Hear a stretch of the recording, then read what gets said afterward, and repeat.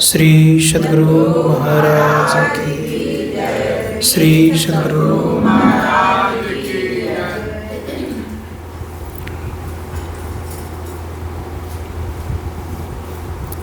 ज्ञान धूपं मन पुष्पं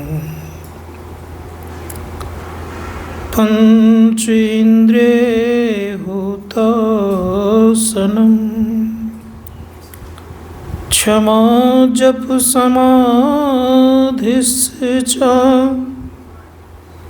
नमः देव निरंजनम्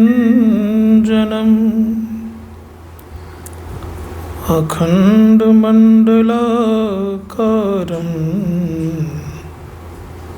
व्याप्तं येन चराचरं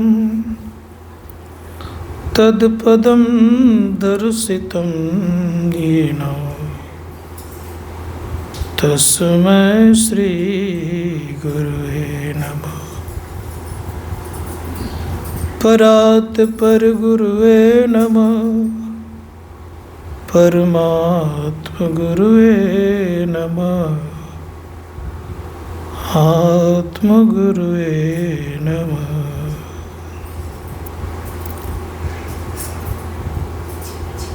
गुरु हैं बड़े गोविंद ते, देखो मन में विचार। हरि सुमरे तो वार है, गुरु सुमरे तो पार। मेरा मुझ में कुछ नहीं, जो कुछ है गुरु तोर। तेरा तुझको सौंपता क्या लागत है मोर।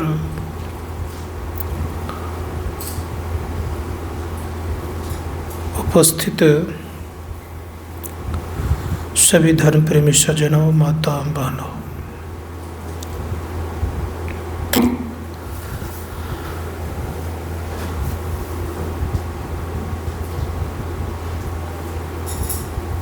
एक होता है रूप, दूसरा होता है स्वरूप,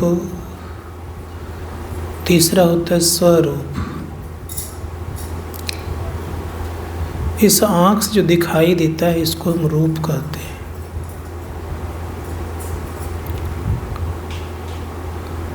और जब हम अपने को जानते हैं तो स्वरूप कहलाता है।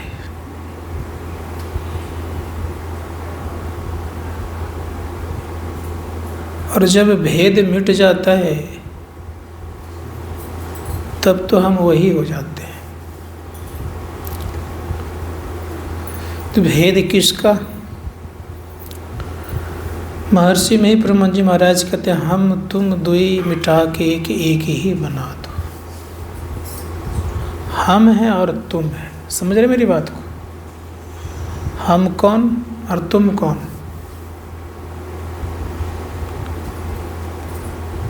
संत महात्मा गण कहते हैं कि जीव और ब्रह्म की एकता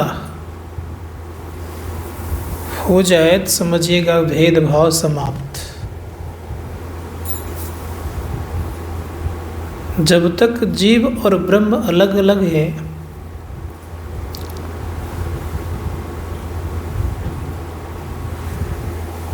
तो स्थिति क्या बनती है?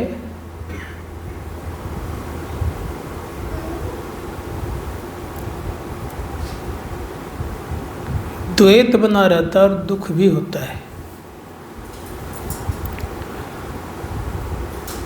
और द्वैत का भाव मिटता कैसे है? तो संत महात्मा गण कहते हैं कि द्वैत का भाव ऐसे नहीं मिटता है। तो हम लोग को जानना होगा कि सृष्टि किससे हुई है। सृष्टि हुई है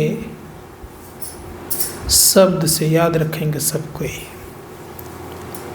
विज्ञान भी कहता है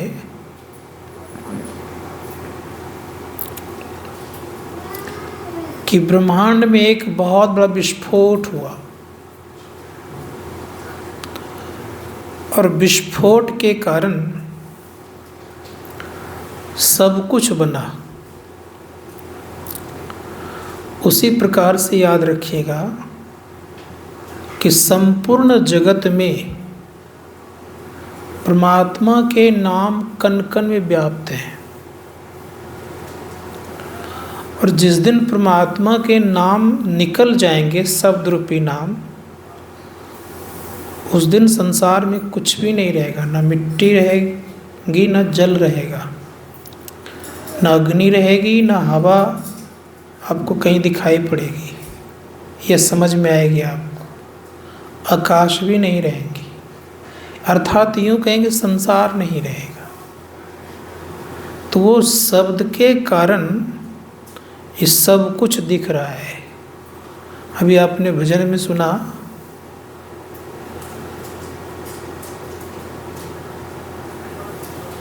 कि चंद्रमा में शीतलता भी तू ही है, सूरज में तेज भी तुम ही है, अग्नि में जो दाहक स्थिति है, जिसको हम पूर्ण रूप से जलाने की स्थिति कहते तू ही है। पानी में जो ठंडापन की स्थिति है, तो कह रहे हैं कि वो भी तुम ही है। तो जो ऐसे परमात्मा हैं, वो कैसा है? तो गुरु नानक देव जी महाराज कहते हैं वो अलख है, अपार है, अगम है, अगोचर है। महर्षि में परमानंद जी महाराज कहते हैं प्रभु अकथ अनाम अनामय स्वामी, गोगुण प्रकृति परे। उपनिषदकार कहते हैं अशब्दम अस्पर्शम अरूपम। वो अशब्द है, अरूप है, गंधवच रहित है। तो उन परमात्मा को हमको जानना है। ये संसार नाम रूपात्मक है, सदैव याद रखिएगा। क्या क्या इसमें है? नाम और रूप है। हम लोग किनके जरिए जानते हैं अपने आप को, मालूम है? कोई बताएंगे? नाम और रूप के जरिए से जानते हैं। समझ रहे मेरी बात को? तो कहीं नाम रूप का भेद मिट जाए, कैसे मिटेगा? ये जानना चाहिए। संत महात्मा गण कहते हैं कि जो नाम रूप को मिटा देता है, वो एक न एक दिन परमपिता परमात्मा को जानने में सक्षम हो जाता है। तो मिटना कैसे है? संत कबीर साहब कहते कि इसमें हम आपको सिमटना पड़ेगा, तब मिटेगा कोई काम। सिमटने के लिए क्या करना चाहिए? सिमटने के लिए सबसे पहली जो पूजा है वो करनी चाहिए। क्या है पहली पूजा? एक बड़े अच्छे महात्मा थे, वो कुछ करते नहीं थे पहले। कहते बस हमारे यहाँ स्थूल पूजा नहीं होती है। तो संत कबीर साहब ने कहा है कि मूल ध्यान गुरु रूप है। तो उनको कहा गया कि ये क्या है? ये स्थूल नहीं है। चुप हो गया वो। तो गुरु रूप का ध्यान करना यह स्थूल पूजा है, लेकिन प्रारंभ है यहाँ से। भगवान राम भी कहते हैं प्रथम भक्ति संतन कर संगा। संतों का संग करेंगे तो प्रथम भक्ति होगा। तो प्रथम भक्ति किए बिना कोई व्यक्ति अंतिम भक्ति नहीं कर सकते। इसलिए प्रथम भक्ति चाहिए। अब प्रथम भक्ति में स्थिति क्या बनती है? तो प्रथम भक्ति की शुरुआत होती है नाम से, वर्णात्मक नाम से। वर्णात्मक नाम को सब समय जप सकते हैं, सब समय। एक छोटी सी कहानी सुनाता हूँ आप लोगों को। एक पंडित जी थे। वो पंडित जी शौच गए हुए थे। कान पर उन्होंने जनों को चढ़ा के रखा था। संत कबीर साहब मिल गए उनको। तो जैसे मिले तो कहा, पंडित जी राम राम। तो कुछ नहीं बोले, समझ गए कि ये शौच करके आ रहे हैं, इसलिए राम राम नहीं बोल रहे हैं। उनके पीछे लग गए। कौन? कबीर साहब। वो आगे आगे जा रहे हैं, ये पीछे से करे पंडित जी राम राम। कुछ सुने ही नहीं, कुछ दिमाग नहीं लगा हुए। कुछ देर रुक गए तो कुआं पे उन्होंने जल भर करके रखा था। वहाँ गए, कुल्लाचपन किए। तब तक ये पहुँच गए कबीर साहब। कहते पंडित जी राम राम। तो पंडित जी कहते राम राम। कहा पंडित जी तब से मैं राम राम कह रहा हूँ, नहीं बोल रहे थे, अभी क्यों बोले? कहा आपने देखा नहीं कि मैं कान पर जनेऊ चढ़ाया था, शौच करके आया था, आ रहा था, और उसमें आप बोल रहे थे राम राम कहने। अरे वे तो उस समय तो मैं अशुद्ध था, तो कैसे राम राम बोलता मैं? तो पंडित जी से कहते कबीर साहब कि आप शुद्ध कैसे हो गए? कब मैं शुद्ध हो गया, आपने देखा होगा कि मैं हाथ पैर कुल्ला आचमन किया, उसके बाद मैं शुद्ध हो गया। तो पंडित जी से कहते हैं कबीर साहब कि अगर मान लिया जाए जल ही अशुद्ध हो तब क्या करिएगा? जल को शुद्ध करिएगा। तो पंडित जी अपना बुद्धि दिमाग लगा के कहते हैं कि जल शुद्ध होता है अग्नि के द्वारा। अग्नि पर पानी को खौलाएंगे, जल शुद्ध हो जाएगा। का अग्नि अशुद्ध हो तब? तो का अग्नि शुद्ध होता है हवा के द्वारा। हवा देंगे तो अग्नि शुद्ध हो जाएगी। का हवा ही अशुद्ध हो तब? तो पंडित जी कुछ पुराण पढ़े हुए थे। तो पंडित जी ने कहा कि हवा शुद्ध होती है जब भगवान के नाम सहस्त्र मुख से शेष जी लेते हैं तो वायु शुद्ध हो जाता है। तो कहा पंडित जी यही तो मैं कह रहा था कि आप राम नाम लीजिए तो शुद्ध हो जाइएगा। संत महात्मा गण कहते हैं कि जो परम पवित्र है वो किसी भी अवस्था में अशुद्ध होता नहीं है, किसी भी अवस्था में नहीं। तीनों काल में ये परमात्मा के नाम कभी अशुद्ध होता नहीं है। किसी भी परिस्थिति में परमात्मा का हम नाम ले सकते हैं, चाहे आप कोई भी काम करते हो या किसी भी अवस्था में ही क्यों नहीं हो। ध्यान, सत्संग और गुरु मंत्र कभी अशुद्ध होता नहीं है। कितने लोगों को मैं देखता हूँ क्या, किन्हीं के यहाँ कोई व्यक्ति का सूतक हो गया, कोई तरह का, दो तरह का सूतक होता है, एक जन्म सूतक और दूसरे में मृत्यु सूतक। दो ही सूतक होता है। अगर ये दो सूतक हो जाता है तो लोग क्या करते हैं, पूजा पाठ करना छोड़ देता है। तो धर्मशास्त्रकार कहते हैं कि किसी भी अवस्था में पूजा पाठ नहीं छोड़नी चाहिए। पूजा पाठ से तात्पर्य यह कि हम ध्यान, सत्संग और जप कभी भी हम नहीं छोड़ें। ये स्थिति बना के सब कोई रखे। तो मैं कह रहा था कि जप करें हम। अब रह गई बात यह, जप कितने प्रकार के होते हैं। तो ऐसे तो जप लगभग बहुत प्रकार के होते हैं, लेकिन मुख्यतः 4 प्रकार के जप होते हैं। वाचिक, उपांशु, श्वास और मानस। ध्यान देंगे थोड़ा सा। तो वाचिक जप जो है ये बोल बोल के करते हैं। जो हम लोग बोलते हैं हे राम हे कृष्ण, ये वाचिक जप है। हम भी सुनते हैं, दूसरे भी सुनते हैं। इससे 100 गुना श्रेष्ठ होता है उपांशु। उपांशु क्या है? उपांशु में केवल मैं ही सुनता हूँ और दूसरा कोई सुनता नहीं है।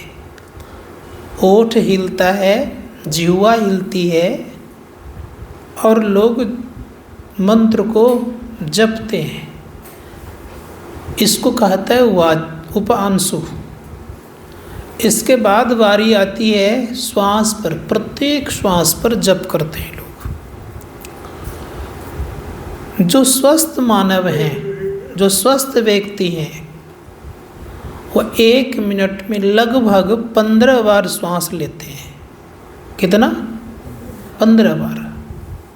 तो प्रत्येक श्वास में जब मंत्र का वो जपा जाता है, तो गोरखनाथ जी महाराज ने कहा है 600 सहस्त्र, समझेगा सब कोई, 600 सहस्त्र 2100 जाप अनहद उपजे आपे आप।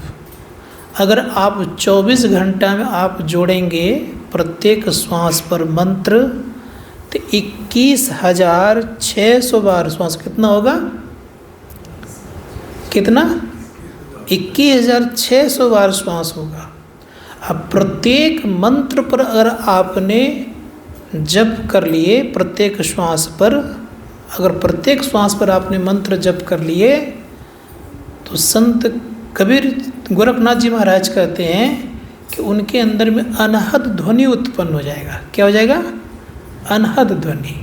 600 सहस्त्र 2100 जाप अनहद उपजे आपे आप, अपने आप उत्पन्न होगा। समझिएगा मेरी बात को। गोरखनाथ जी महाराज बड़े उच्च कोटि के महापुरुष थे। गोरखनाथ जी महाराज जब गोबर से निकले तो उनका नाम गोबरनाथ रखा गया था पहले, बाद में गोरखनाथ जी महाराज हुआ। तो जब ले गए तो दीक्षा देने के पूर्व उनसे परीक्षा ली गई कि देखते हैं टिकते हैं कि नहीं टिकते, गुरु भक्ति इसके अंदर में है कि नहीं है। तो भिक्षा मांगने के लिए भेजा गया। किनको? किसने भेजा? उनका नाम था गुरु मत्स्येंद्र नाथ जी महाराज। गुरु भक्ति में इतने निपुण हुए, गए भिक्षा लेने के लिए। तो एक घर में शादी हुई थी, और शादी में तो बहुत कुछ बनता है खाने पीने के, नहीं? तो बहुत कुछ बना हुआ था। तो भिक्षा में उस घर से बहुत कुछ दे दिया गया। तो बड़ा भी दिया था, जो आप लोग घर में बड़ा बनाते हैं। बड़ा का प्राय लोग शौकीन हुआ करते हैं। तो परिणाम ये हुआ कि बड़ा दिया, सब खाया। बड़ा जब खाने लग गए तो खाने में अच्छा लगा।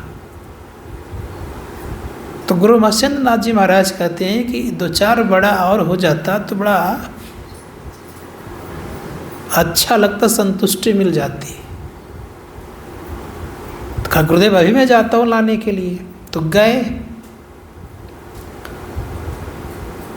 तो उनके यहाँ गए तो कहा कि 2-4 बड़ा और दे दीजिए, मेरे गुरु महाराज को संतुष्टि नहीं हुई। तो महिला कहती है तुमने खा लिया, गुरु महाराज का नाम लगाते हो, नहीं देंगे। तो साधु प्रवृत्ति जो होता है बड़ा जिद्दी स्वभाव का होता है। कहा देना ही पड़ेगा, नहीं देंगे तो हम जाएंगे नहीं। वो महिला भी बड़ी जिद्दी थी, उसने कहा कि हम भी नहीं देंगे, मैं नहीं देती। लेकिन अब ये जिद में पड़ गए, कहा लेकर के ही जाऊंगा। तो महिला कहती है एक आंख निकाल के दो तब तुमको मैं बड़ा दूंगी। तो इसने क्या किया, एक आंख अंगुली डाल के निकाल करके खा लीजिए। बड़ा लाने के लिए गई, उधर से देखते आंख से खून जा रहा है, इसके पात्र में डाली, वो भाग गई, किवाड़ी बंद कर ली। आंख बेचारे हाथ में लिए हैं, एक हाथ में कमंडल है, बड़ा लेकर के गए। गुरु महाराज को खाना तो नहीं था, परीक्षा लेना था। परिणाम ये हुआ, कहा बेटा ये क्या हो गया? कहा गुरुदेव बड़ा तो दे नहीं रही थी। उसने कहा आँख दोगे तब तुमको मैं बड़ा दूंगी, अन्यथा नहीं दूंगी। तो आँख निकाल के देने लगी तो ली नहीं, अब बड़ा यूं ही दे दी। तो मत्स्येंद्र नाथ जी महाराज ने क्या कि उस आँख को वहाँ पर सेट कर दिए, अब माथा ठोक दिए। तो आँख सेट हो गया और दीक्षा दी। अब दीक्षा जब दी तो कहा बेटा इसी जगह तुम बैठ के ध्यान करो और मंत्र जपो। मंत्र जपने लग गए। जपते जपते गोरखनाथ जी महाराज, उम्र तो बहुत ज़्यादा नहीं थी, बहुत कम उम्र थी, 12 वर्ष मात्र में उस समय उम्र ही थी उस समय। तो परिणाम ये हुआ कि 12 वर्ष के दरमियान में उनको जो दीक्षा दी गई तो जपने लग गए। और जब जपने लग गए तो जपते जपते आसपास के जो पड़ोसी लोग के बच्चे थे वो खेलने उसी जगह आते थे। तो वो लोग मिट्टी का बैल, मिट्टी का गाड़ी, मिट्टी का चक्का सब कुछ बनाया, गाड़ीमान बनाने नहीं आ रहा था। तो क्या हुआ, उस सब बच्चों ने मिलके इनके पास जाके कहा कि एक काम करिए, आप मुझे मिट्टी का गाड़ीमान बना दीजिए। गोरखनाथ जी महाराज ने भगाने का बहुत प्रयास किया, लेकिन बच्चे का जिद बहुत ही आश्चर्यजनक वाली जिद होती है। अड़ गए, कब बना के दीजिए। अब ये बेचारे, ये भी बच्चा था लेकिन बड़ा था, तो सब मिल कर इनको मिट्टी दिया, अब बनाने लग गए। तो बनाते बनाते सब कुछ बना दिया, हाथ पैर आँख कान नाक जितना सब कुछ बना दिए। अब पानी लेकर थोड़ा उसको क्या कहते हैं चिकनाने लग गए। चिकनाने के दरमियान में स्थिति क्या हुई, जो जप जो कर रहे थे उसके अंदर में चेतना आ गई और वो जो मिट्टी का गड़ीमान बना रहा था वो बच्चा में परिणत होकर के रोने लग गया। और जैसे रोने लग गया तो सब बच्चा भाग गया घर, और घर में जाके हल्ला किया कि देखिए ना, एक भैया हमसे थोड़ा सा बड़ा है और उसने भूत को प्रकट कर दिया है। अब वो घर वाले सब जब आए, गार्जियन सब जब आए तो देखते सच में बच्चा है। तो उसमें एक ब्राह्मण दाम्पति थे, उसने कहा महाराज आप तो बाल ब्रह्मचारी हैं, आप क्या करेंगे, ये मुझे दे दीजिए। तो उस समय उनके गुरुजी आए, गुरुजी ने कहा इसका नाम कर भंजन रखा जाएगा। कर मतलब हाथ, अब भजन मतलब जो भजन के द्वारा उत्पन्न हुआ है, इसलिए इसका नाम कर भंजन रखा जाए। जब बड़ा हुआ, समझिएगा थोड़ा सा, वही उच्च कोटि के महापुरुष बने, गहली नाथ के नाम से विख्यात हुए। तो मैं इसलिए इस बात को कहा कि जप में ये ताकत है कि आप चेतना ला सकते हैं। जप से 8 प्रकार की सिद्धियां मिलती है। इसीलिए शास्त्रकार कहते हैं कि जप करना चाहिए। लेकिन सिद्धियां तो जप से मिल जाएगी, लेकिन मुक्ति जप से नहीं मिलेगी। याद रखिएगा सब कोई, जब से सिद्धि मिल जाएगी आपको, आप सिद्धियों में क्या क्या प्राप्त कर लेंगे, तो आप बड़ा हो जाएंगे, बहुत बड़ा। आप भारी बन सकते हैं, बहुत भारी। आप हल्का बन सकते हैं, आप सूक्ष्म बन सकते हैं, ठीक है, आप छोटा छोटा बन सकते हैं, ये सब हो जाएगा। 8 प्रकार की सिद्धियां मिल जाएगी आपको, लेकिन मोक्ष की प्राप्ति संभव नहीं है। संत महात्मा गण कहते अगर जप करते करते अनहद ध्वनि प्रकट हो जाए तो अनहद ध्वनि अनाहत पकड़ा सकता, तो वो तो बहुत ऊंची बात हो गई। लेकिन जब से सिद्धियां मिलती है लोगों को, 8 प्रकार की सिद्धियां हैं, अनिमा, गरिमा, लघिमा, महिमा, इसित, वसित, प्राकम्य और प्रसिद्ध, ऐसे 8 प्रकार की सिद्धियां हैं। क्या क्या हो गया? अनिमा, गरिमा, लघिमा, महिमा, प्राकाम्य, इसित, वसित, इतने प्रकार की लगभग सिद्धियां हैं। संत महात्मा गण कहते हैं ये सब मिल जाएंगे, लेकिन क्या इन सबों से मिलने के लिए क्या आप मुक्त हो गए? अगर मिल भी गया तो संत महात्मा गण कहते मुक्त नहीं होते हैं। आप आकाश में उड़ जाएंगे, पानी में चलने लग जाएंगे, आग में बैठ जाएंगे, बहुत भारी हो जाएंगे, आपको कोई उठा नहीं सकेगा, बहुत लंबा हो जाएंगे आप। ये सब सिद्धियां मिल जाएगी क्या करने से? मंत्र जाप करने से। इसीलिए आप जिन किसी को कुछ कहेंगे वो प्राप्त हो जाएगा आपको, जो कुछ कह दीजिएगा हो जाएगा आपको, लेकिन इससे मुक्ति आपको नहीं मिलेगी, इससे आपका कल्याण नहीं होगा। और क्या क्या हो जाएगा? अनहोनी घटना को आप उत्पन्न कर देंगे। अनहोनी घटना, जैसे एक उदाहरण देता हूँ। महेंद्र नाथ जी महाराज भिक्षा करने के लिए गए थे। भिक्षा करने के लिए गए थे तो जिन महिलाओं से भिक्षा ले रहे थे उनको कोई संतान नहीं था। संतान नहीं होने के कारण उसने आग्रह की और निवेदन की, तो भस्म दिया गया था, विभूति इसको बोलते हैं। तो विभूति कहा कि खा लेना, खाई तो नहीं, उसको क्या किया? गोबर के ढेर पर फेंक दी। महात्मा जी ने कहा था कि 12 वर्षों के बाद मैं लौटूंगा, तो 12 वर्षों के बाद जब लौटा तो वही गोरखनाथ जी महाराज निकले। किसके कारण से? विभूति। देखिए क्या स्थिति होती है। तो ये सब चीज़ें आपको प्राप्त तो हो जाएंगे, इसमें कोई संदेह नहीं है, लेकिन मुक्ति की संभावना नहीं है। कुछ ऐसे भी होते हैं कि आपको सही दिशा दिखा देंगे, स्थिति आपके बना देंगे उस तरह से, और वैसी भी स्थिति हो जाती है। तो उधर में जाना नहीं चाहता। मंत्र के विषय में बताना था मुझे कि मंत्र जाप करना चाहिए। तो जाप कैसे? तो परम संत तुलसी साहब ने कहा, वही मैं रख रहा हूँ आज, उन्होंने कहा कि मंत्र जो जपना चाहिए किस तरह से बता रहे हैं। वे कहते हैं पकड़ी पट प्यू प्यू करे। पट कहते हैं पर्दे को, पर्दा कौन सा? अंधकार के पर्दे को पकड़ कर, किससे? तो दृष्टि से अंधकार के पर्दे को पकड़ करके जप करना चाहिए। अगर दृष्टि से अंधकार के पर्दे को पकड़ करके अगर जप करते हैं तो परिणाम ये होता है कि गुरु मूर्ति का दर्शन आज्ञा चक्र पर स्वतः हो जाएगा। बात समझ आ रही है?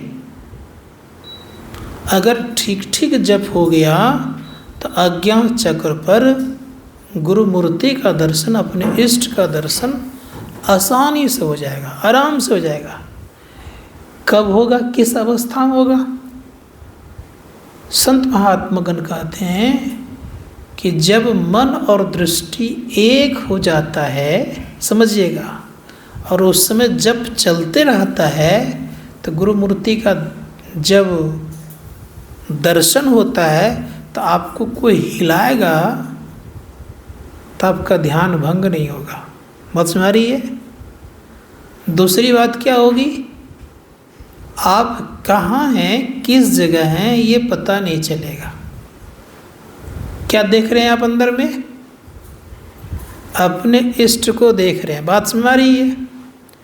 संत महात्मा गण कहते कि ये गुण होता है इष्ट के ध्यान करने में। गुण क्या आएगा? जो जो गुण आपके इष्ट में है सो सब गुण आपके अंदर में आने लग जाएगा। बात समझ आ रही है? संत महात्मा गण कहते हैं ये होता है गुरुमूर्ति का ध्यान करने में। क्या इससे मेरा परम कल्याण हो जाएगा?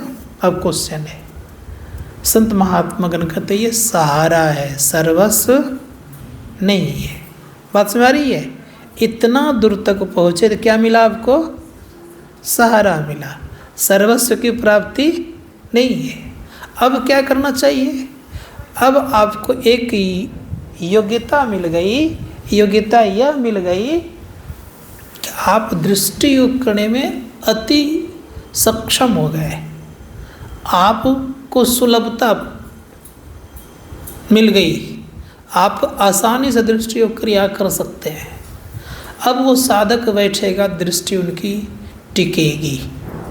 दृष्टि टिके तो क्या क्या मिलेगा? तो हमारे गुरु महाराज कहते हैं कि दृष्टि उन्हीं की टिकती है जो व्यक्ति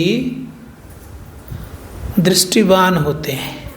जैसे बड़े सुंदर शब्दों का प्रयोग किया गुरु महाराज ने कहा, खोज करो अंतर उजियारी, दृष्टिवान कोई देखा है। गुरु भेदी का चरण सेव कर, भेद भक्त पा लेता है। गुरु भेदी मतलब जो भेद देने वाला है उनका क्या करना चाहिए? चरण सेव करना चाहिए। गुरु भेदी का चरण सेव कर, भेद भक्त पा लेता है। यही बात भगवान श्री कृष्ण कह रहे हैं कि इनसे अर्जुन से। भगवान श्री कृष्ण कहते हैं तद विद्धि प्रिपातेन परिप्रश्नेन सेविया उपदक्षन्ति ते ज्ञानम ज्ञानस तत्दर्शिनः। भगवान श्री कृष्ण कहते हैं कि हे अर्जुन, तत्दर्शियों की सेवा करो और सेवा जब प्रसन्न हो जाए तब उनसे जिज्ञासा करो। तो गुरु महाराज क्या करें? गुरु भेदी का चरण सेव कर, भेद भक्त पा लेते हैं। भेद कहते हैं रहस्य को, समझ गए? जो रहस्य है, क्या रहस्य है? क्या रहस्य प्राप्त करना है मुझे? तो गुरु महाराज कहते हैं निस्सिदिन सूरत आधार पर कर कर अंधकार फट जाता है। का सूरत को आधार पर रखने का जो रहस्य है वो कौन बताएंगे? गुरु बताएंगे। बात समझ आ रही है? कहा निस्दिन सूरत आधार पर कर कर अंधकार फट जाता है। जो व्यक्ति निस्दिन सूरत को आधार पर रखेगा उसी का अंधकार फटेगा। अधर किसको कहते हैं? संत महात्मा गण कहते हैं अधर डगर को भेद बतावे। अधर डगर का भेद बताने कौन है? अधर मतलब जिसका कोई आधार नहीं है, और डगर मतलब रास्ता। याद रखिएगा, बिना आधार का आपको क्या बताया जा रहा है? समझिएगा, ये रहस्यमय पॉइंट है। बिना आधार का आपको क्या बताया जा रहा है? रास्ता। तो कौन बताएंगे? तो कहा गुरु भेदी का चरण सेव कर, भेद भक्त पा लेता है। निस्दिन सूरत आधार पर कर कर अंधकार फट जाता है। अब क्या मिलेगा? तो कह रहे हैं पीली नीली लाल सफेदी स्याही सन्मुख आता है। समझिएगा थोड़ी सी बात। जैसे आप अधर डगर पर क्या किया? आपने निस्दिन सूरत को रखना प्रारंभ किया। समझिएगा मेरी बात को। तो क्या मिला? तो आपको पीली नीली लाल सफेदी मिलना प्रारंभ हो गया। कहाँ रखा आपने सूरत को? निस्दिन सूरत आधार पर, बिना आधार का। कोई वो नहीं है कि कोई आधार है, कोई सहारा है, ऐसी बात नहीं है। बिना अवलंब का वहाँ रखा जा रहा है। अब वहाँ रखा जा रहा है अवलंब का, तो क्या होगा? आधार डगर को गुरु भेद बतावे। ये भेद को जान करके जो अपने दृष्टि को वहाँ रखता है तो साधकों के अंदर में ये सब दिखाई अनायास पड़ता है। ठीक है? संत महात्मा गण कहते हैं कि ये देखने से लाभ क्या होगा, ये जानना चाहिए। तो परम भक्तिन मीराबाई कहती है पचरंगी झालर शोभे शुभ है आज घड़ी। 5 रंगों के झालर दिखते हैं। कौन कौन? पीला, नीला, लाल, सफ़ेदी, स्याही सन्मुख आता है। इसके आगे क्या दिखेगा? का छट छट छट छट बिजली छटके भोर का तार दिखाता है। ये छट छट छट छट जो बिजली छटकती है, अगर इसको पार करके आप स्थिर हो गए तो का भोर का तार दिखाता है। ये तारा क्या है? संत महात्मा गण कहते हैं ये तारा ही द्वार है। किसका? तारा द्वार है, मोक्ष का द्वार। कौन सा द्वार है ये? मोक्ष का द्वार है। यही मोक्ष के द्वार पर जो व्यक्ति यहाँ से चलना प्रारंभ करता है, तब कहते चंदा उगत उदय हो रवि हो धूर शब्द मिल जाता है। यहाँ से चलेंगे तब ये मिलेगा। कौन द्वार मिला पहले आपको? मोक्ष का द्वार। इसको मोक्ष का द्वार कहते हैं, 10वां द्वार कहते हैं, तिल द्वार कहते हैं, ठीक ना, अलग स्टैंड कहते हैं। बहुत नाम दिया गया इसका। संत महाअज्ञात इसको बहुत नाम, शिव नेत्र की स्थिति भी बन जाती है यहाँ से। तो संत महात्मागण कहते हैं बहुत प्रकार का नाम है इसका। इसीलिए संत महात्मागण कहा कि मोक्ष का द्वार क्या कहा गया? बिंदु द्वार। बिंदु भी कहा गया। संत महात्मागण कहते हैं इसी मोक्ष के द्वार को जो साधक जान जाता है ठीक ठीक, तो इसके संबंध में बड़ा सुंदर शब्द कहा गया है। संत तुलसी साहब इन्होंने कहा मकर तार जहाँ जीव का बाटा, इतना भेद जाने जो कोई, तुलसीदास साध है सोई। वो क्या है? साधक है। ये भेद जानना चाहिए। और जो इस भेद को नहीं जान रहा है, चाहे वो बाबू हो या बाबा हो, ठीक ना, तो सब कहाँ जाएगा? हवा खाने के लिए। याद रख लीजिएगा।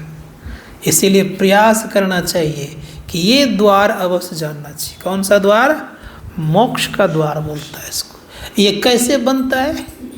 अपने आप बनता, दृष्टि जुटती है और अपने आप बनता है। संत महात्मागण कहते हैं कि इसका रोज प्रयास करना चाहिए। अगर ये प्रयास में सफल हो गए तो संत महात्मा कहते हैं सुनिए क्या स्थिति बनेगी। इसी में जो प्रवेश करता है उनके पाप धीरे धीरे धुलना प्रारंभ हो जाता है। कोई पाप उनके पास धीरे धीरे अब नहीं रहता है, लेकिन प्रारब्ध केवल भोगेगा। वो चलना प्रारंभ किया, चलते चलते चलते साधक शब्द का सहारा लिया, और शब्द में सार शब्द का सहारा लिया, अपना पहचान हो गया। अब वहाँ पर क्या हो गया? सत्य चित आनंद। कब? जब सार शब्द की प्राप्ति हो गई, वो व्यक्ति क्या हो गया? सत्य चित आनंद। उसी को शब्द ब्रह्म कहते हैं। उसी व्यक्ति को, उस जगह के स्थान को ओम ब्रह्म भी कहा जाता है। संत महात्मा गण कहते हैं यहाँ के पार में जब यहाँ तक रहता है तो द्वैत रहता है। समझिएगा मेरी बात को। संतों ने कहा इसको जब पार करता है, जहाँ तक शब्द रहता है वहाँ तक द्वैत है, और शब्द जहाँ नहीं रहता है उसको अद्वैत कहते हैं। अब थोड़ा और समझिए, और सरल तरह से बोलता हूँ मैं आपको। जैसे कोई व्यक्ति संसार में है जहाँ कुछ आवाज़ें हो रही, जहाँ कहीं आवाज़ें हो रही है, तो आवाज़ है तो कोई न कोई वहाँ लोग है, कोई न कोई वस्तु है कि नहीं है? बात समझ आ रही है? जहाँ आवाज़ है तो कोई न कोई वहाँ है, और जहाँ कुछ भी नहीं है तो वहाँ क्या बोलते हैं? यहाँ कोई नहीं है। उसी प्रकार से जहाँ तक आवाज़ है, तो आवाज़ कहाँ नहीं है? आवाज़ केवल निशब्द में नहीं है, उसको बोलता है त्रय वर्ग परम पद। ध्यान दीजिएगा, त्रय वर्ग पट, उसको परम पद भी बोलता है। परम पद में किसी प्रकार का आवाज़ नहीं है। संत महात्मा गण कहते हैं आवाज़ जहाँ नहीं है तो वहाँ द्वैत भी नहीं है। अब थोड़ा एक कहानी सुनाता हूँ मैं आपको। कुछ कुछ जगह जो मुक्ति मिलती है वो मुक्ति का जो भागवत के द्वारा हम लोग मुक्ति का नाम सुने होंगे। ये क्या है?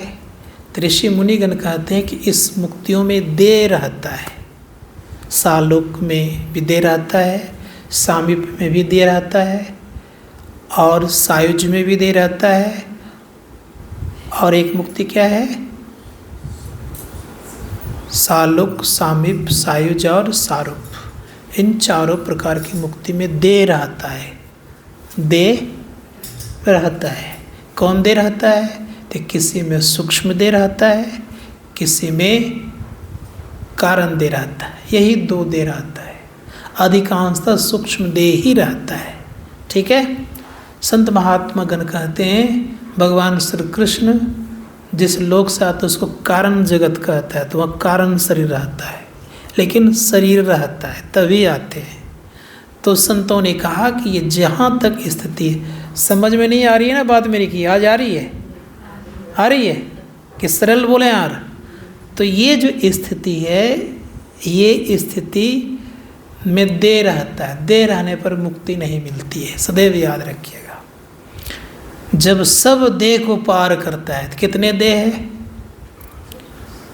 5 देह है, समझ गए? एक चैतन्य देह को 5वां देह कहा गया, और 4 देह है जड़ वाला, जिसमें कि ज्ञान नहीं है। समझिएगा कौन कौन ज्ञान नहीं है? उसमें आत्मज्ञान नहीं है। कौन में? तो स्थूल में, सूक्ष्म में, कारण में और महाकारण में अपना ज्ञान नहीं है। केवल चैतन्य में अपना ज्ञान है। चैतन्य शरीर भी अपना है, अज्ञान भी अपना है, याद रखिएगा। तो संत महात्मा गण कहते इस अवस्था में जब पहुंचता है व्यक्ति, तो सच्चिदानंद हो जाता है। सच्चिदानंद हो जाता है, उसी को शब्द ब्रह्म कहते हैं। अब बताइए कौन सी किया आपने? आप कौन सा काम किया आपने? आपने यही काम किया कि अपना ज्ञान किया। तो क्या बन गए आप? समझ बात आ गई? अपना ज्ञान किया तो आप क्या बन गए? सच्चिदानंद ब्रह्म बन गए। अब दूसरे ज्ञान में तो क्या आप हैं? कुछ भी नहीं है। संत महात्मा गण कहते हैं कुछ, जैसे स्थूल देह में हैं अभी, और इस साधना करके आप प्रकाश मंडल में गए हैं तो देव हैं। ठीक है। प्रकाश से शब्द में चले गए हैं तो आप ईश्वर हैं, और निशब्द में चले गए हैं तो आप पार ब्रह्म परमात्मा, इसको परमेश्वर कहते हैं, आप वो हो जाते हैं। इसीलिए गुरु महाराज कहते हैं हम प्रभु प्रभु एक ही होई, द्वंद्व और द्वैत रहे नहीं कोई। द्वंद्व और द्वैत नहीं रहता कब? जब निशब्द चले आते हैं तब। तो स्थिति क्या बनना चाहिए? कहाँ से प्रारंभ करना चाहिए साधना को? तो मूल ध्यान गुरु रूप है, मूल पूजा गुरु पांव, मूल मंत्र गुरु वचन है। मंत्र कौन सा है? मूल गुरु वचन है। संत महात्मा गण कहते हैं गुरु कुछ भी दे दे आपको, कोई भी मंत्र उठा के दे दे तो मंत्र हो जाता है। इसीलिए प्रयास करना चाहिए हम लोगों को कि ध्यान में मूल रूप से गुरु मंत्र जपना चाहिए, रोज जपना चाहिए। कितना जपना चाहिए? कहा इसमें कोई लिमिट नहीं होना चाहिए, लिमिटेशन नहीं होना चाहिए, इतना ही जपना है जितना आप जप सकते हैं। जबकि महिमा बहुत ज़्यादा है। थोड़ा बताता हूँ। एक महात्मा जी थे, कोई महात्मा जी जप करते थे और बड़ा ही जपनी व्यक्ति थे, हरदम जपते रहते थे। संजोग से एक सेठ जी ने उनको बुलाया था कि मेरे घर आप आइएगा। उसके बेटे की हालत दयनीय थी, मतलब समझिए कि अंतिम स्थिति पहुंच गए थे। तो संध्या वक्त वो जा रहे थे, बेचारे रात लगभग हो गई थी। तो जिस हो करके वो जा रहे थे तो वो जंगल था, जंगल में खूब लाइट बत्ती इत्यादि जल रहा था और बड़े आराम से नाच कर रहे थे उन लोगों ने। तो ये गया तो इनसे पूछा, इसने पूछा कि आप कहाँ जा रहे हो? कहा मैं एक सेठ जी के यहाँ जा रहा हूँ। तो इसने पूछा कि तुम लोग नाच उच क्यों करते हो? कहा अरे कल मेरी बेटी की शादी है, इसीलिए आज हम लोग नाच उच कर रहे हैं। कहा आपका बेटी? कल के हम लोग प्रेत हैं, ध्यान दीजिएगा थोड़ी सी मेरी बात को। हम लोग क्या हैं? प्रेत हैं। हमारी एक बेटी है, समझिएगा सब कोई। कल शादी होगी। कहा किन से? कहा उस सेठ जी का पुत्र की मृत्यु होगी, वो प्रेत बनेगा, उसी से शादी होगी। जैसे इस बात को कहा तो इस महात्मा जी को उसी के यहाँ जा ही रहे थे ये। वहाँ जब गए तो कहा देखिए सेठ जी, अपने बच्चे को आप दीक्षा दे दीजिए। दीक्षा दिला दिया। कहा खूब बैठ के जप करिए। जप करने लग गए। और जब करने लगे तो उसका मृत्यु टल गया। समझिएगा मेरी बात को। जैसे मृत्यु टल गया तो उधर से जब आ रहे थे तो सब प्रेत रोने लग गया। तो इसने पूछा क्या हो गया? कहा देखिए ना, उसके यहाँ कौन महात्मा चला गया, नहीं चला गया पता नहीं, वो मरने वाला था, मरा नहीं। अब मेरी बेटी की शादी अब होगी नहीं। तो अब आप सोचिए कि मृत्यु टल गया और बच गया किससे? वो प्रेत योनियों से, प्रेत योनि में जाने से बच गया। तो संत महात्मा गण कहते जप करेंगे तो ये फायदा है, क्या प्रेत योनियों में नहीं जाएंगे? संत महात्मा गण कहते इसलिए गुरु मंत्र का जप करना चाहिए। कैसे जपना चाहिए? तो सुने होंगे प्रहलाद का नाम और ध्रुव का नाम। प्रहलाद और ध्रुव ने बहुत तन्मयता के साथ जप किया है। जाप जपो जी ऐसे तैसे, ध्रुव प्रहलाद सुदामा जैसे। क्या है ये जप? इसको जानना चाहिए।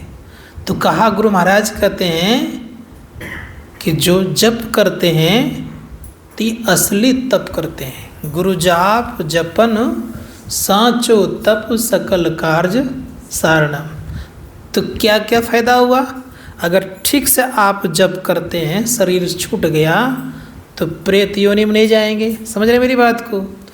दूसरी बात यह, ठीक से आप जप करते हैं तो आप बहुत कुछ से बच सकते हैं आप, लेकिन मन होना चाहिए। अब मन कितना है? एक कि दो?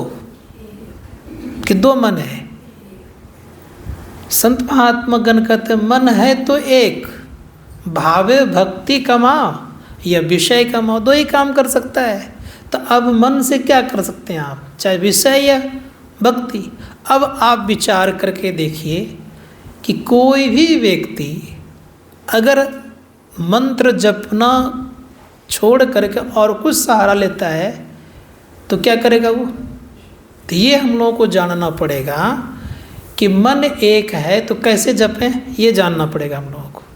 तो ये ख्याल करना होगा। मंत्र जपने के लिए संत कबीर साहब थोड़ा सख्त हिदायत करते हैं। उन्होंने कहा माला तो कर में फिरे, ध्यान दीजिएगा, जीव फिरे मुखमाई, अब मनुआ तो चौदिसी फिरे, ये तो सुमरन नहीं। समझिएगा मेरी बात को थोड़ा सा, बड़ा सुंदर कंसेप्ट है ये। माला कहाँ फिर रहा है? हाथ में। और बोल किससे रहे हम? जीव से। अब मन कहीं और रहे तो क्या होगा? ये सुमरन होगा? संत महात्मा गण कहते हैं ऐसा सुमरन से लाभ हमें नहीं होने वाला है। तो क्या करना पड़ेगा हम लोगों को? ख्याल करिएगा थोड़ा सा।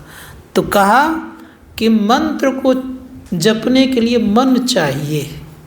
अब मन जब वहाँ पर बैठेगा तब जब जप करेंगे तो ये सुमिरन कहलाएगा। सब कुछ सुमिरन माही, सारा कुछ सुमिरन के माही होता है। जितने भी संसार में चीज़ है सब कुछ सुमिरन के अंतर्गत में आपको मिल जाएगा। खालस स्वामी ने कहा है, खालस का नाम सुने होंगे। उन्होंने कहा कि नाम जपन क्यों छोड़ दिया तूने, काम न छोड़ा, क्रोध न छोड़ा, लोभ न छोड़ा, सत्य वचन क्यों छोड़ दिया तूने। अब कहते हैं जेहि सुमिरन से सब सुख उपजै, सो सुमिरन क्यों छोड़ दिया तूने, नाम जपन क्यों छोड़ दिया। तो क्या क्या, जिस सुमिरन से सब सुख मिलता है। मैंने सुना है ना कि सारी सिद्धियां किससे मिलती है, जब से ही। तो जेहि सुमिरन से सब सुख मिलता है उसी को हम छोड़ देते हैं। अब देखिए कोई कोई व्यक्ति बहुत माला जपते हैं, ध्यान दीजिएगा। एक व्यक्ति हैं, बाहर में नाम नहीं लूँगा, कभी कोई नाम ले लेता हूँ तो दुख होता है लोगों को। तो वो व्यक्ति जानते हैं बहुत देर तक माला जपते रहता है, दिन भर माला जपते रहता है। और दिन भर माला जपते रहता है, परिणाम क्या होता है उसकी स्थिति देखता हूँ तो नाम तो नहीं कहूँगा, यहाँ की बात भी है ही नहीं। वो दिल्ली के मुंबई के एस्कॉन की बात मैं कर रहा हूँ। मेरा बगल में रहना था, एक महात्मा जी के में गया था। वो दिन भर माला का थैली लिया हुआ है, ध्यान दीजिएगा थोड़ा सा। जब मैंने उसको देखा तो हमसे मिलने के लिए मुझे एकांत में बुलाए थे, तो हम गए थे। तो सिगरेट हाथ में है, माला भी जप रहा है। हम देख के कहते हैं कौन ही माला जप रहा है, दिन भर माला हाथ में लिए रहता है, सिगरेट छूटता नहीं इसका। तो मैंने उनसे कहा कि आप साधु वेश में हैं, आप साधु हैं कहाँ, कि सिगरेट पीने के अलावा है। तो हमको कहता है अलाव तो नहीं है, कि तब पी जो रहे हैं आप। कहा क्या करें, छूटता ही नहीं है। कहलिए वो माला पकड़े हुए हैं तब भी सिगरेट नहीं छूटता है आपका। तो कहा माला से क्या होगा, छूटता ही नहीं है। तो इसका मतलब है तुमने केवल माला को फेरा है, मन को नहीं फेरा है। मन फेरा जाए तो माला कोई काम का नहीं आएगा। तो मन को फेरना है, समझ रहे मेरी बात को। संत महात्मा गण कहते मन फेरा जाए तो माला कोई काम का नहीं आता है। तो मैंने कई जगह कई लोगों को देखा है। मैं एक बार और सुनाता हूँ कहानी। अब की बार जहाँ पर हम लोगों का ध्यानाभ्यास है स्वामी व्यासानंद जी महाराज का, अमरकंटक में, वहाँ मैं गया था। आज से लगभग मोटा मोटी समझिए 15-16 साल से ज़्यादा ही हो गया होगा। तो ट्रेन से गया था। तो मेरे बगल में सीट पर एक 3 स्टार वाले बैठे हुए थे मेरे साथी। तो कुछ ले के खाए, आदत थी। तो हमको साधु वेश में देखा, कहा समझिए आप भी कुछ खाइए। कि हम ट्रेन में कुछ खाते पीते नहीं है सर, आप खाइए। गए, कि आप कहाँ जा रहे हैं, मैंने उनसे पूछा। क्योंकि हमारे गुरुजी आए हुए हैं, उनसे मिलने जा रहा हूँ। मुझे बड़ी प्रसन्नता हुई कि भाई उनके गुरुजी आए हैं, इतने बड़े अधिकारी हैं। तो मैं भी उनके साथ निकली, मैं भी चल रहा हूँ वहीं पर, अमरकंटक ही जा रहा हूँ जहाँ से नर्मदा नदी निकली है। तो वहीं में गया तो कहाँ रुके, तो सर्वोदय एक आश्रम है, तो वहाँ एक रूम लिया, वहीं रात रुक गए। सुबह मैंने सोचा घूमना फिरना चाहिए, तो थोड़ा सा कहते हो नहाना धोना स्नान वगैरह करके वहाँ गए घूमने फिरने के लिए। तो उनके जो गुरुजी आए हुए थे, तो संजोग से मुलाकात हो गई। तो जिस दुकान पे वो खड़े थे मैं भी उसी दुकान पर चला गया। तो मेरे मन में भूख लगी है, तो एक डिब्बा बिस्कुट में लेता हूँ। तो बिस्कुट लेने के ख्याल से मैं उस दुकान पे गया। गुरुजी भी उनके वहीं थे, जो 3 स्टार वाले के गुरुजी थे। अब भीड़ इतनी थी कि उनको देखने के लिए क्या बताया जाए। तो वही गुरुजी हमको कहते हैं कि स्वामी जी सिगरेट पिएंगे। हाँ, वो सिगरेट लिए हुए हैं, तो हमके लिए भारी मुश्किल है। तो हमको वो कहते हैं बड़े प्रेम से, उनके गुरु उनके शिष्य जो थे, कहा कि जानते हैं गुरु महाराज, उन्हीं को, हमको नहीं, इनको मैंने कल से देख रहा हूँ, ट्रेन में कुछ भी खाते पीते नहीं है, कोई नशा नहीं है, अशांत रूप से बैठे हुए थे। हमको तो आश्चर्य लगा कि इतने, उसमें हमारी उम्र भी बहुत कम थी, 15-16 तक कम होता ही है। तो कम में मुझे आश्चर्य लगा। और उन व्यक्ति की स्थिति बता रहा हूँ, एक भी दाढ़ी कच्ची नहीं थी, सब के सब पकी हुई थी, एक भी बाल कच्चा नहीं था, सब पका हुआ था। अब उन महापुरुषों को देख कर, तब जानते हो उतने वृद्ध आदमी हमको प्रणाम करते हैं कि महाराज हम लोगों को तो ये पीना ही पड़ता है, छूटती नहीं है आदत। हम बोले आपके इतने सारे भक्त? कहले भक्त तो सच में, आप आइए मेरे नासिक में। हम बोले अच्छा मौका लगेगा तब बस जाऊँगा, लेकिन अभी तक तो मैं वहाँ गया नहीं। तो मैं बता रहा हूँ आपको, एक जब ये नहीं छूटता है तो आपने क्या जप और ध्यान किया, ये सोचना चाहिए। इसीलिए जप में सब कुछ मिलता है, सब सुमिरन के माही, सब कुछ। इसलिए सुमिरन मन लगा कीजिए। संत महात्मा सुमिरन सुरति लगाए के, अब ध्यान दीजिएगा, मुखते कछु न बोल, बाहर के पट बंद कर अंतर का पट खोल। हम लोग के अंदर में 3 पट बंद करने की स्थिति होती है। आँख कान मुख बंद कराओ, ध्यान दीजिएगा, अनहद झिंगा शब्द सुनाओ। ये सुमरन जो हुआ अंतिम पदान वाला सुमरन हुआ। वो सुमरन क्या है? संत कबीर साहब ने कहा सुमिरन सुरति लगाई के मुखते कछु न बोल, मुख से कुछ नहीं बोलना है। बाहर के पट बंद कर अंतर का पट खोल। जब आप अंदर में सुमिरन करेंगे, समझिएगा थोड़ा सा, तभी आपका अंदर का पट खुलेगा। पट कहाँ है? अंदर के बाहर? हाँ, पर्दा कहाँ है? अंदर की बाहर। तो पर्दा है अंदर में, अब कोशिश करेंगे बाहर में तो खुलेगा। क्या करना पड़ेगा? हाँ, ये बताइए, पर्दा कहाँ है? अंदर में।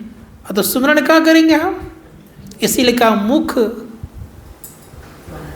बंद करिए। संत महात्मा गण कहते हैं सुमिरन सुरति लगाए के मुक्ते कछु न बोल, मुख से कुछ नहीं बोलिए।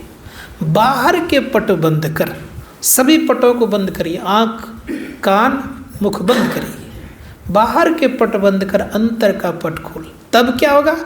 तब हम कहेंगे तुम्हारे ज्योत स्वरूप अरु, तुम्हारे धुन रूपा, अब परखत रहूं निस दिन गुरु, करूं दया अनुपा। तब होगा।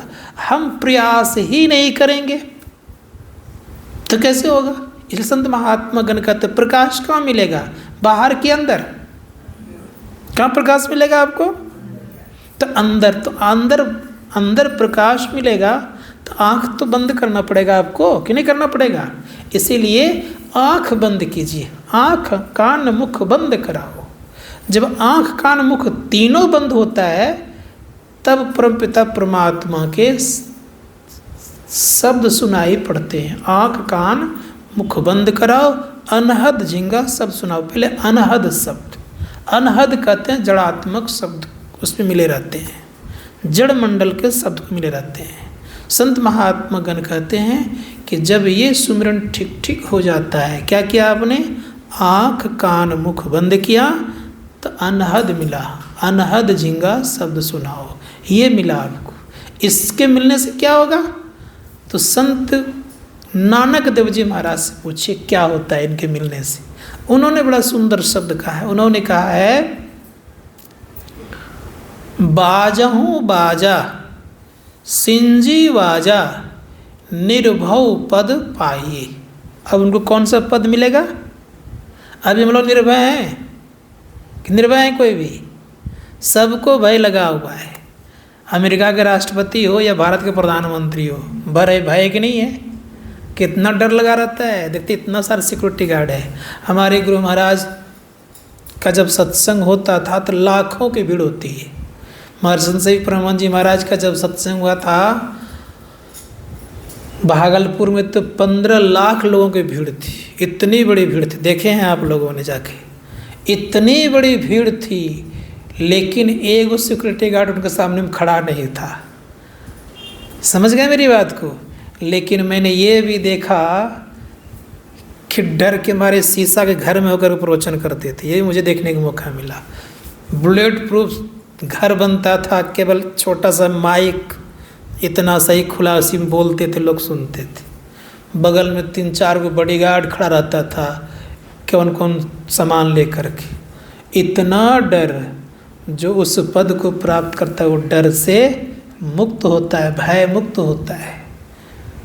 परिणाम ये हुआ, उसी समय आए थे जगदीश का सब भिक्षु। जब देखा कि इतनी भीड़ है, एक भी सिक्योरिटी गार्ड नहीं गुरु महाराज के पास में है, देख के आश्चर्यचकित हो गए। और जब 2:45 बजे रात में जब घंटी बजी तो बेचारे वो भी सोए हुए थे, तो उन्होंने देख के आश्चर्य किया कि ये घंटी 2:45 में क्या चीज़ का, अभी तो कोई पूजा पाठ का समय नहीं है। और सब प्राय लगभग ब्रह्म मुहूर्त में तो बहुत कम उठते हैं। अधिकांश महात्मा लोग कहते हैं 4 बजे उठिए, 4:30 बजे उठिए। शंकराचार्य जी महाराज बोल रहे थे 4 बजे जो उठेगा वही कुछ कर पाएगा। हमारे गुरु महाराज ने कहा कि 2 बजे उठने वाले को जोगी कहता है, 3 बजे उठने वाले को अभ्यासी साधक कहता है। अब सोच करके देखिए, तो परिणाम ये हुआ तो 3 बजे सबके लिए, चाहे साधु हो या कोई हो। तो उठ करके देखा तो सब साधक सब कुल्ला आचमन कर रहे थे। तो कुल्ला आचमन करके जब फाइनल घंटे 3 बार टनाक टनाक जब बोलती, सबको बैठ करके जैसे ध्यान जब कर रहे थे, पूरा पंडाल घूम के चारों तरफ देखी। देखने के बाद मन में होता है कि ये लोग तो ध्यान करते हैं, महर्षि जी को जाके देखना चाहिए क्या करते हैं। जब महर्षि जी को जाकर देखने के लिए गए तो वहाँ अभी गुरु महाराज बैठ करके ध्यान कर रहे थे। तब प्रातःकाल जब सत्संग हुआ और उनको माइक दिया गया तो माइक में बोलते हैं, मैंने भगवान बुद्ध को तो नहीं देखा, लेकिन भगवान बुद्ध के रूप में मैं महर्षि में ब्रह्मा जी महाराज को देख रहा हूँ। जैसे इस शब्द को कहा तो गुरु महाराज देखते हैं उनको, कहते तो कुछ नहीं मंच पर, तो कहते हैं कि मैंने सुना था कि भगवान बुद्ध हजारों हजारों शिष्यों को लेकर के ध्यान करते हैं। ये तो मैं महर्षि मैं ही ब्रह्मा जी महाराज को प्रत्यक्ष रूप में देख रहा हूँ कि लाखों लाखों शिष्यों को लेकर के ध्यान करने बैठते हैं।